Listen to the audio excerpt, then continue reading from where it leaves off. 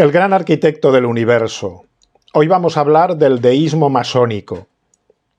La Iglesia condena la masonería por tres conceptos, porque en ella late una filosofía gnóstica, una moral naturalista y un humanismo racionalista.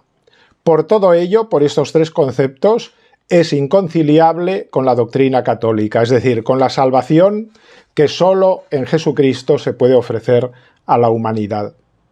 Pero sobre todo hay otra característica, que es el deísmo, que a veces se convierte incluso, como veremos, en un ateísmo anticristiano y beligerante, la que la hace, de alguna manera, totalmente enemiga de la fe cristiana.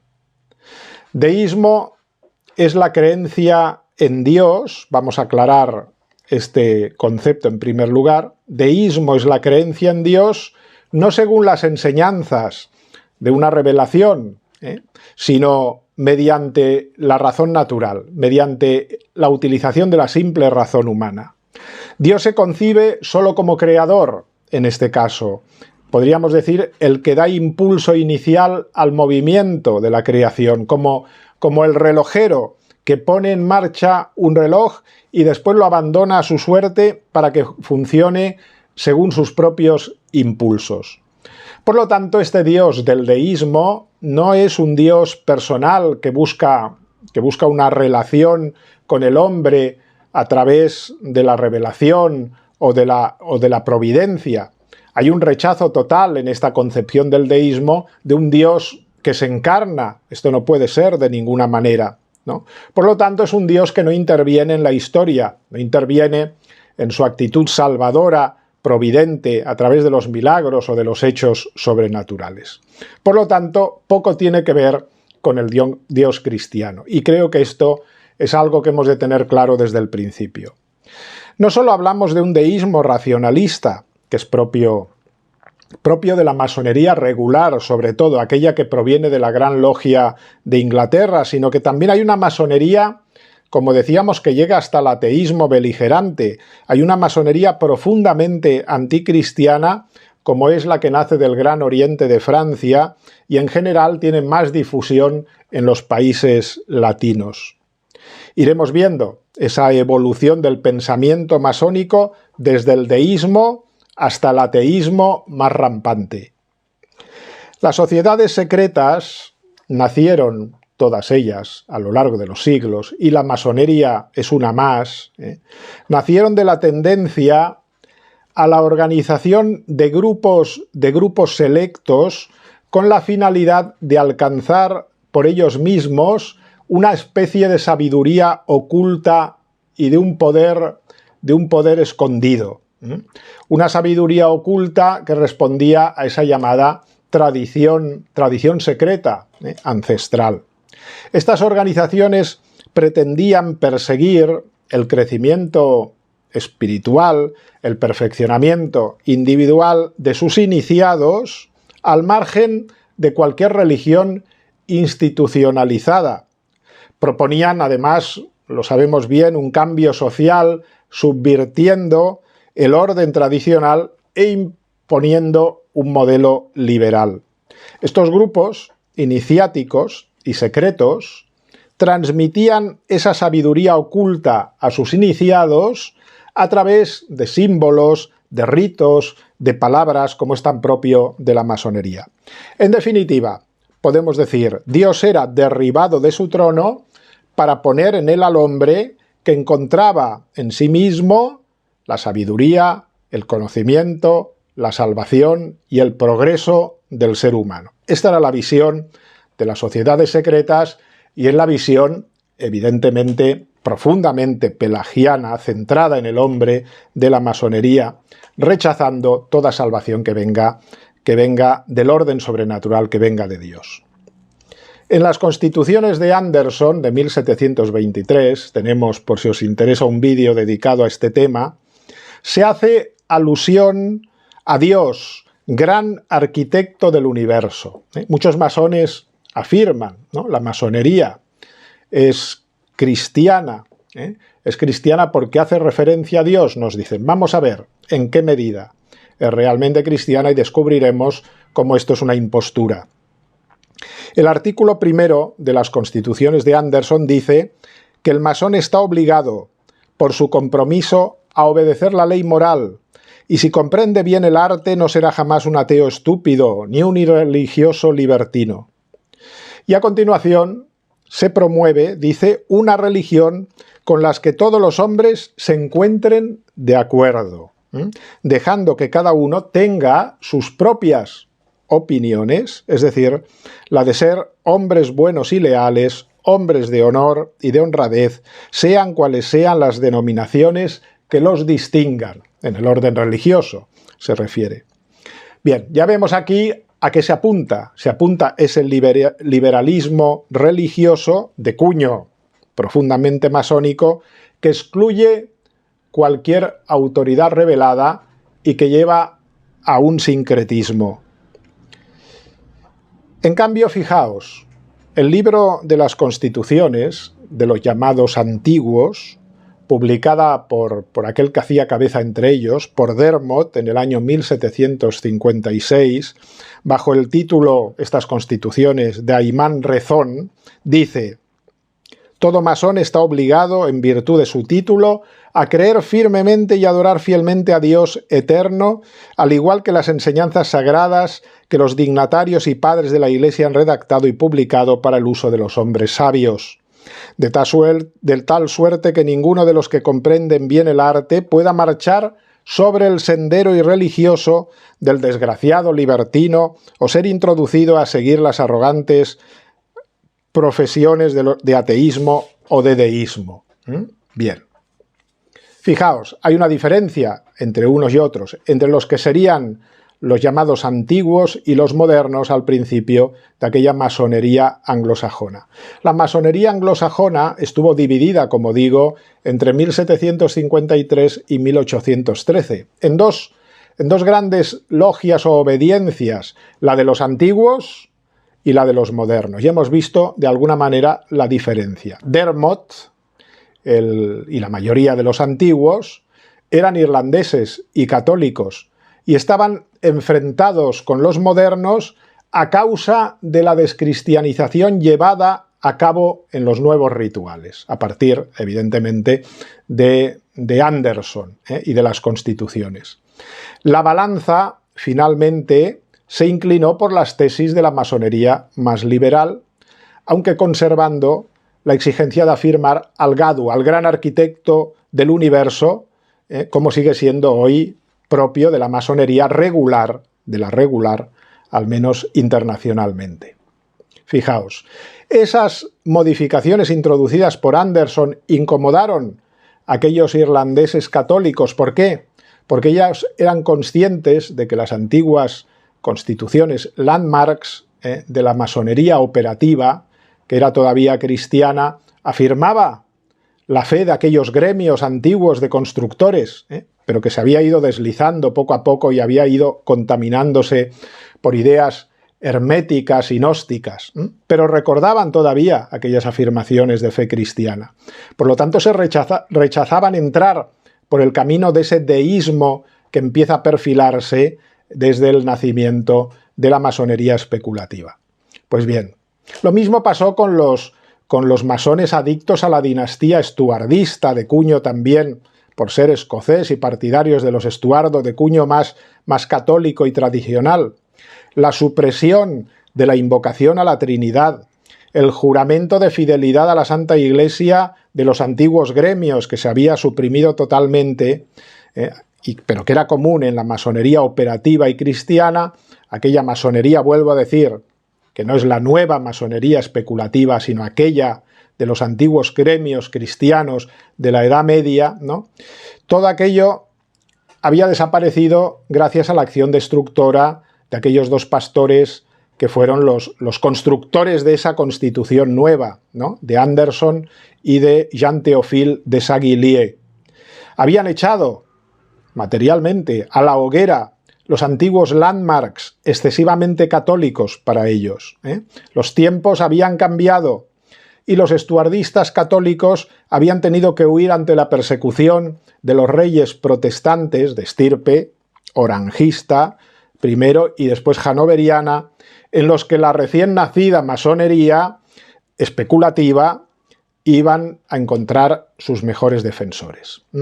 Bien, el deísmo, por lo tanto, a partir de 1717, con la Constitución de Anderson, con la llegada de esa masonería especulativa que había enterrado las pocas características cristianas que quedaban de la antigua masonería operativa de los gremios de constructores, a partir de ese momento, en esa nueva masonería especulativa, el deísmo se iba a imponer. El deísmo es una concepción más filosófica que religiosa. Las fuentes del deísmo están sobre todo en el racionalismo filosófico francés. La revocación del Edicto de Nantes en el año 1685, la huida de los protestantes después de aquella terrible noche de San Bartolomé, hizo posible el trasplante de estas ideas racionalistas, ¿no?, del racionalismo filosófico francés, sobre todo en Inglaterra. Además, el cisma inglés, con Enrique VIII, la proliferación de las sectas como consecuencia del libre examen protestante, propició que ese deísmo, rebasando lo filosófico, invadiera el terreno sobre todo religioso. El movimiento deísta no tardó en convertir al cristianismo, podríamos decir, en una especie de religión racional y nada más.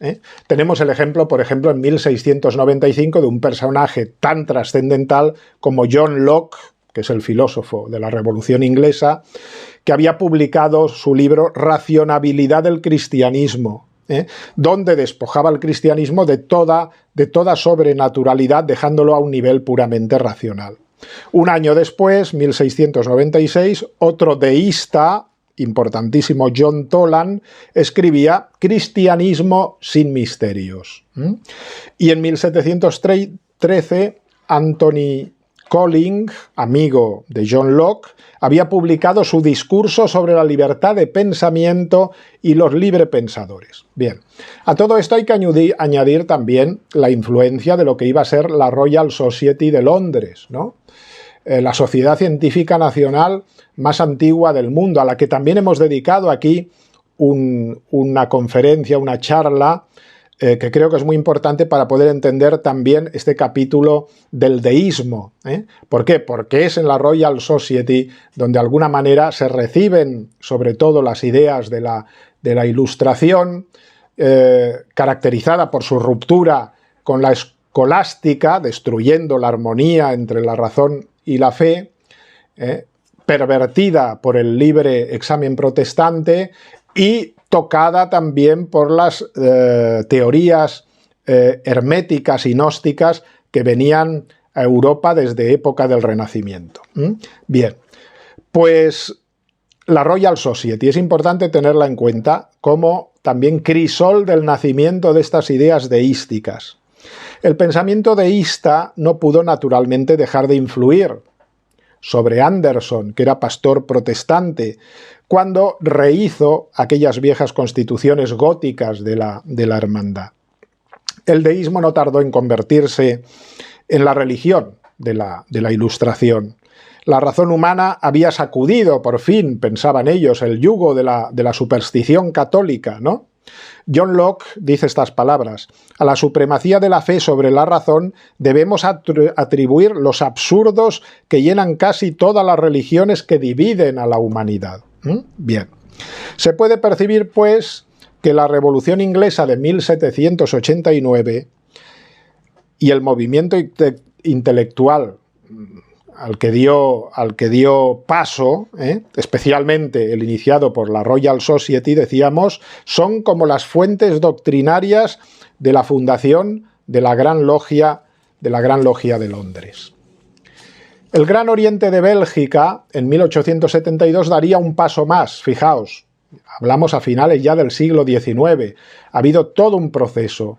Pues el Gran Oriente de Bélgica suprimiría ya la idea del gran arquitecto del universo de todos sus rituales. Este sería un paso definitivo que daría paso a que después en el Gran Oriente de Francia, mucho más importante, se suprimiese en 1877 de su constitución la obligación de creer en Dios y en la inmortalidad del alma. Esto daría lugar ya a una masonería, esa masonería de origen francés, que se extendería por los países latinos, muy beligerante contra la religión católica, muy anticlerical.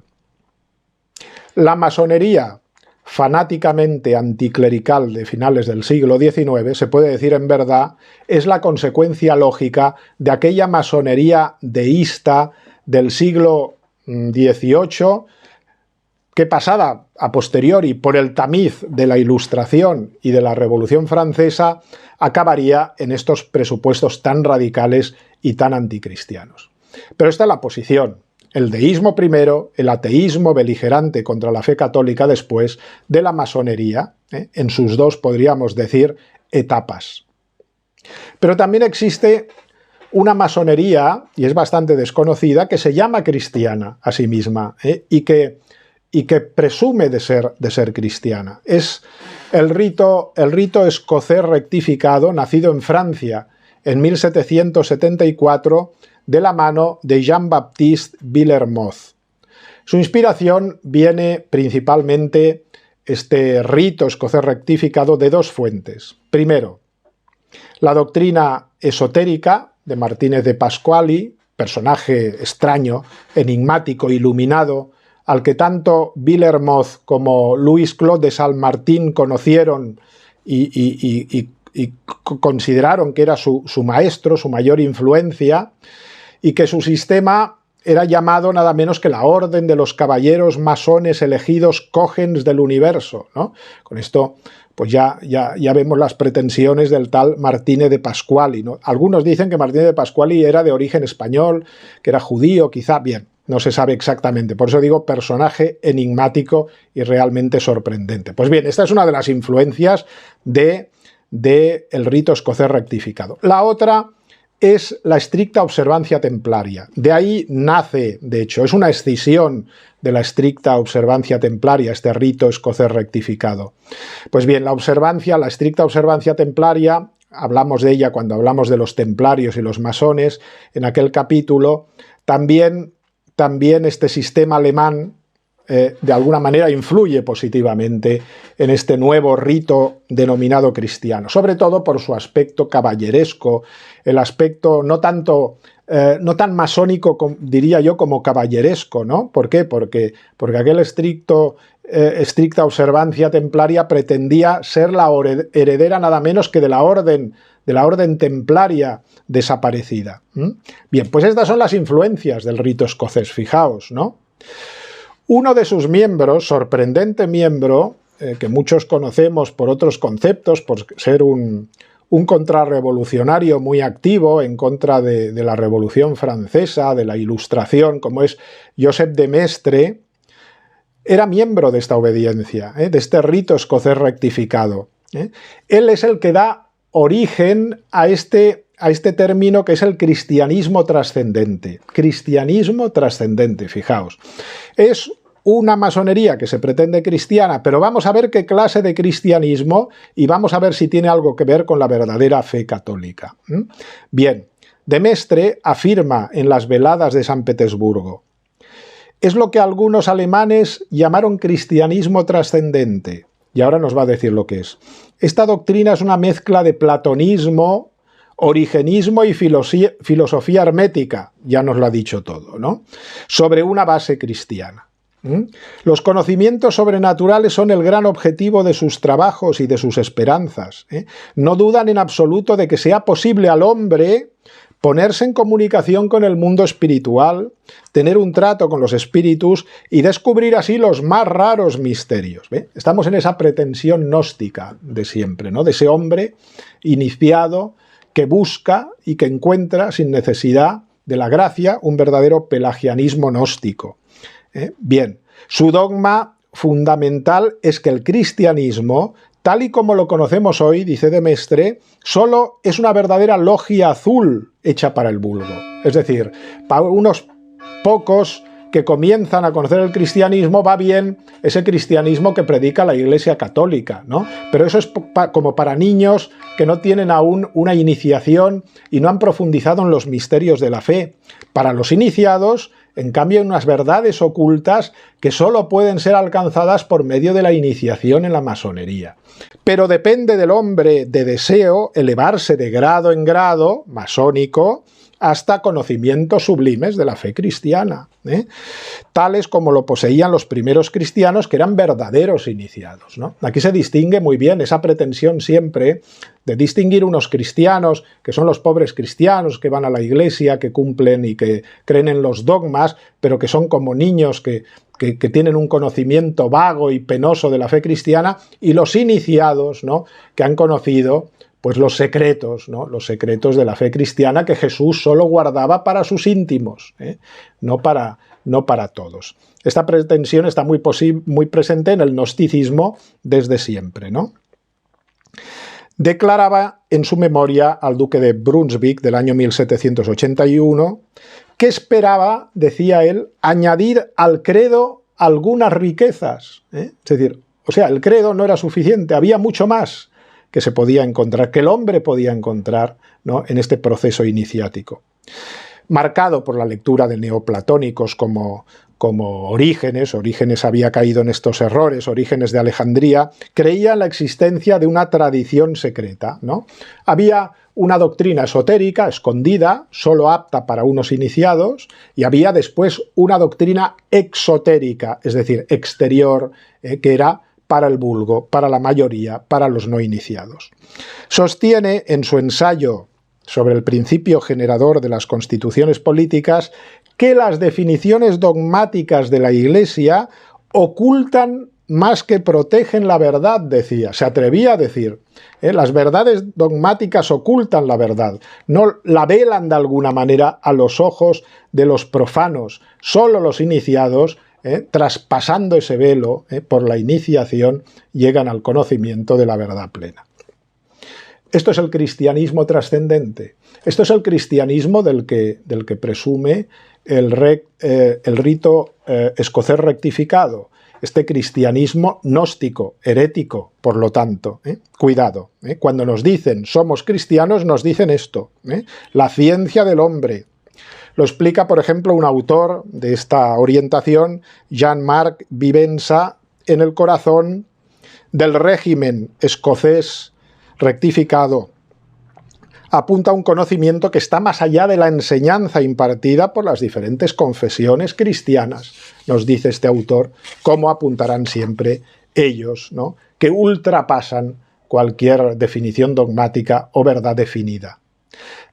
Bien, vamos a resumir un poco. Así pues, el gran arquitecto del universo no se puede identificar, por mucho que ellos hagan profesión de ello, con el Dios persona cristiano, sino que se refiere, en no pocas ocasiones, a una inteligencia divina, no necesariamente distinta del cosmos o de la humanidad incluso. Las ideas panteístas están muy presentes entre los masones. Por lo tanto, los masones no confiesan que la encarnación de la segunda persona de la Trinidad hecha hombre sea un acontecimiento histórico y real, desde luego que no. Pero para la masonería Jesús no es Dios, sino uno más de los muchos iniciados que han guiado a la humanidad para alcanzar precisamente esa liberación, ¿no?, esa dignidad del hombre por sí mismo.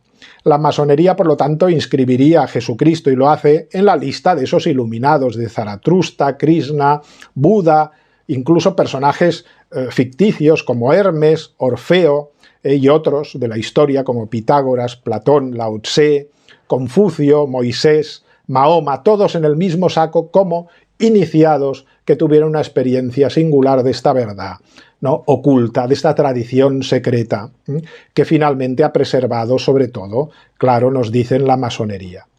Todos ellos sacaron sus enseñanzas de los remotos misterios.